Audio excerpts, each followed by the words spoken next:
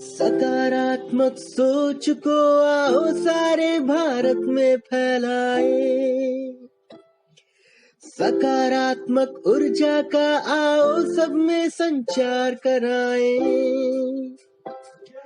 ऐसा ना हो कि हम अपनी जिम्मेदारी भूल न जाए, क्यों इंतजार करें हम किसी का, आओ एक मशाल जलाए।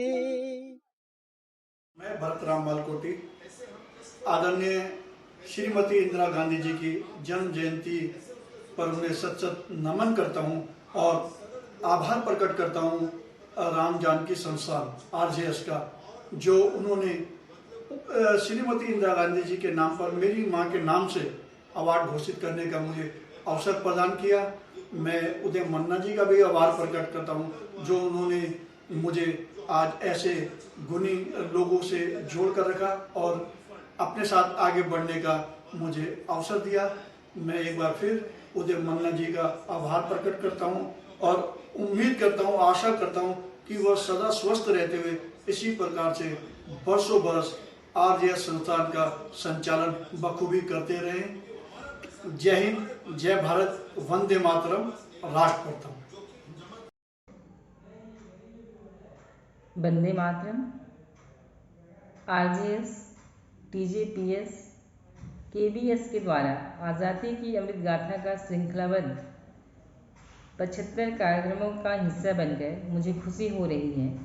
मैं डॉक्टर पुष्कर बाला, प्रभारी RJS सकारात्मक भारत सूचना केंद्र जमशेदपुर, झारखंड से हूँ।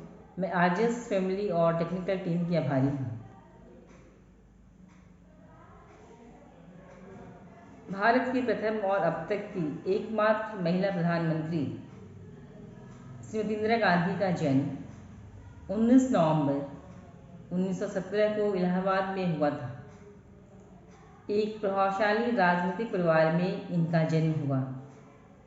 1934-35 में अपनी स्कूली शिक्षा पूरी करने के बाद इंदिरा जी ने शांति निकेतन में रविंद्रनाथ टैगोर द्वारा निर्मित भारतीय विश्वविद्यालय में प्रवेश लिया।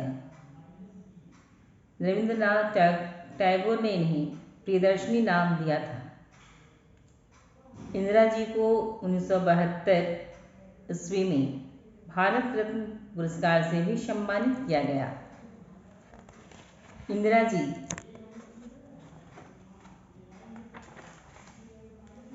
गरीबी हटाओ देश बचाओ का नारा 1971 के आम चुनाव में दिया था।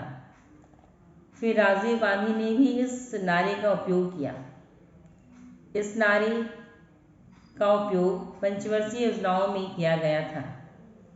हमारे देश में पंचवर्षीय योजना में निर्धनता उन्मूलन की योजना के प्रमुख उद्देश्य के रूप में स्वीकार किया गया था। ऑपरेशन ब्लू स्टार को लेकर उन्हें कई तरह की राजनीतिक समस्याओं का सामना करना पड़ा।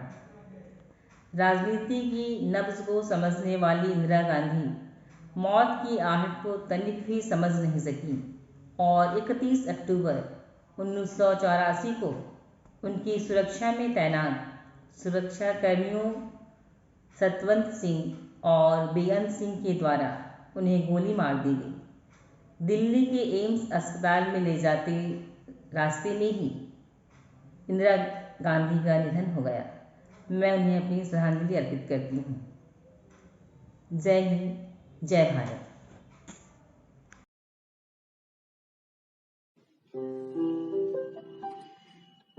सकारात्मक सोच को आओ सारे भारत में फैलाए, सकारात्मक ऊर्जा का आओ सब में संचार कराए। ऐसा ना हो कि हम अपनी जिम्मेदारी भूल न जाए, क्यों इंतजार करें हम किसी का, आओ एक मशाल जलाए। मैं साजन झा आरजे सकारात्मक भारत सूचना केंद्र जमशेदपुर झारखंड से जुड़ा हूँ। मैं रानी लक्ष्मीबाई के बारे में 2 शब्द बोलना चाहता हूँ। रानी लक्ष्मीबाई मराठा शासित झांसी राज्य की रानी थी। इनका जन्म 19 नवंबर 1828 को एक मराठी ब्राह्मण परिवार में हुआ था। उनके बचपन का नाम मणिकर्णिका था, पर परिवार वाले उन्हें स्नेह से मनु बुलाते थे। उनके पिता का नाम मोरपन तांबे था और माता का नाम भागीरथी स्प्रे।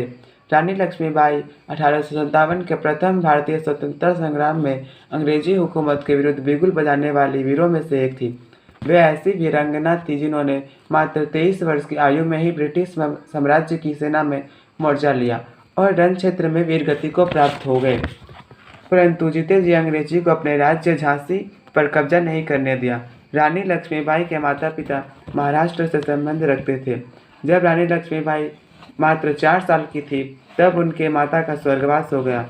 मां के निधन के बाद घर में मनु की देखभाल के लिए कोई नहीं था, इसलिए पिता मनु को अपने साथ बाजीराव के दरबार में ले गए। वहां मनु के स्वभाव ने सबका मन मोह लिया और लोग उन्हें छबीली कहने लगे। शास्त्रों की शिक्षा के साथ साथ मनु को शस्त्रों की शिक्षा भी दी गई। 1842 में मनु का विवाह झांसी की राजा गंगाधर राव नेवालकर के साथ हुआ और इस प्रकार वे झांसी की रानी बन गई और उनका नाम बदलकर रानी लक्ष्मीबाई कर दिया गया। 1851 में रानी लक्ष्मीबाई और गंगाधर राव को पुत्र रतन की प्राप्ति हुई, पर 4 महीने की आयु में ही उसकी पुत्र की मृत्यु हो गई। धन्यवाद। ऐसा ना हो कि हम अपनी जिम्मेदारी भूल न जाए, क्यों इंतजार करें हम किसी का, आओ एक मशाल जलाए। सकारात्मकता के उदय का चलिए हम उद्घोष कराएं।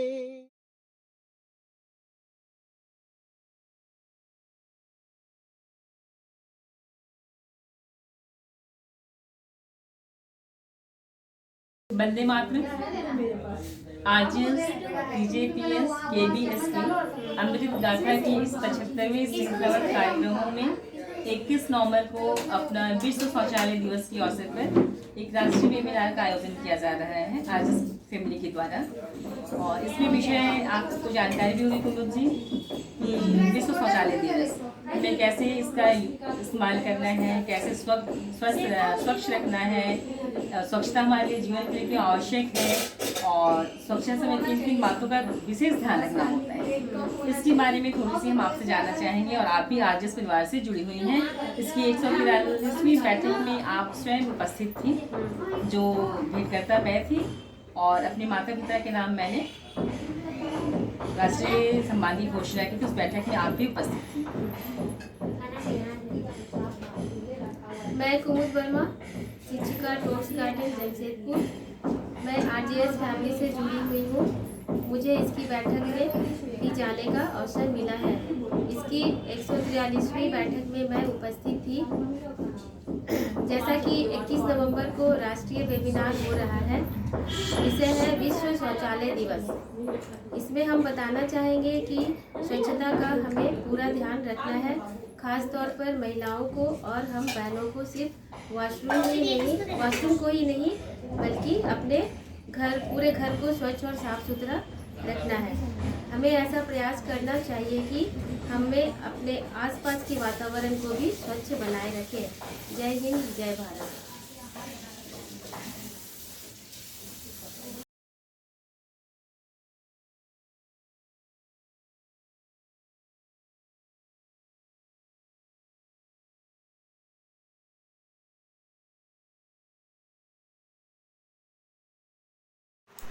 नमस्ते, मैं ममता रानी महतो आरजे सकारात्मक भारत सूचना केंद्र जमशेदपुर झारखंड से बोल रही हूँ। आज हमारा विषय है स्वच्छ भारत। स्वच्छ भारत दिवस हमारे भारत में 2 अक्टूबर को मनाया जाता है, गांधी जी के जयंती पर। महात्मा गांधी कहते हैं कि स्वच्छता को अपने आचरण में इस तरह अपना लो कि वो आपकी आदत बन जाए।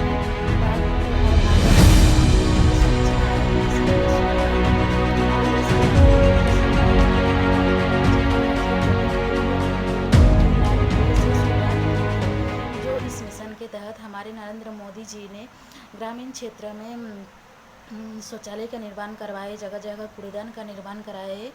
और 19 नवंबर को हमारे भारत में शौचालय दिवस के रूप में भी मनाया जाता है। चलो सफाई की एक आदत डाले, गंदगी को कूड़ेदान में ही डाले। स्वच्छता का कोई विकल्प नहीं, इन 2 अक्टूबर का दूसरा कोई संकल्प नहीं। भारत विश्व गुरु बनेगा जब भारत स्वच्छता की ओर बढ़ेगा। जब हमारा भारत स्वच्छ होगा तभी तो हमारा सपना सच होगा। एक नई सवेरा लाएंगे, पूरे भारत को स्वच्छ और सुंदर बनाएंगे। जय हिंद, जय भारत, वंदे मातरम।